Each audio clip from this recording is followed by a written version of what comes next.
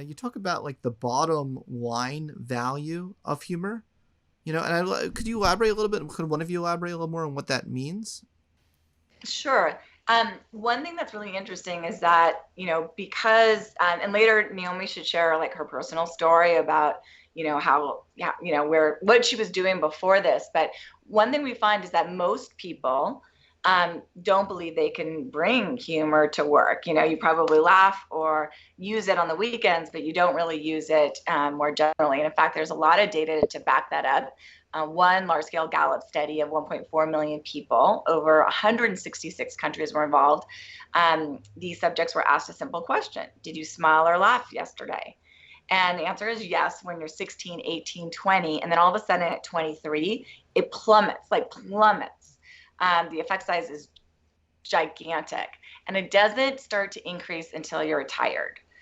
So like 70 and 80, it starts to increase a little bit. So what's happening is we go to work and we stop smiling and laughing.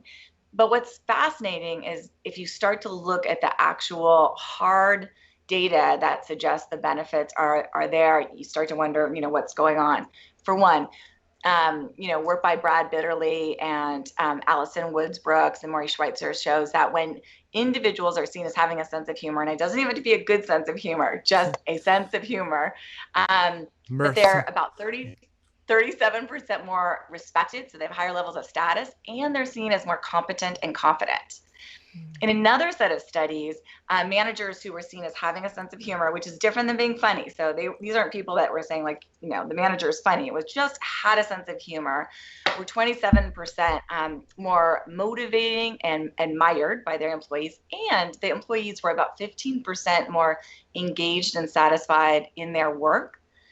Teams that reported under these types of leaders report to be twice as creative. And not only that, but there's these mental health benefits that you know so well, right? Which are so important, especially right now. So for example, there was one large scale Norwegian study that looked over the course of 15 years of people that said they had a sense of humor. Again, it doesn't have to be even a good sense of humor. It was in Norway.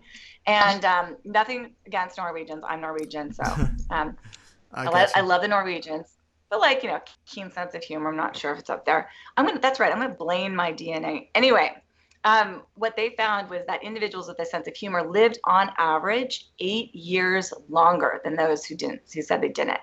8 years longer. And remember, Scott, those are high quality, funny years because you're finally starting to climb back out of the humor abyss. In that same study, the researchers found that individuals with a sense of humor were 30% more resistant to severe disease. So when you think about the actual ROI on this, or the bottom line value of humor, especially in the workforce, it's significant.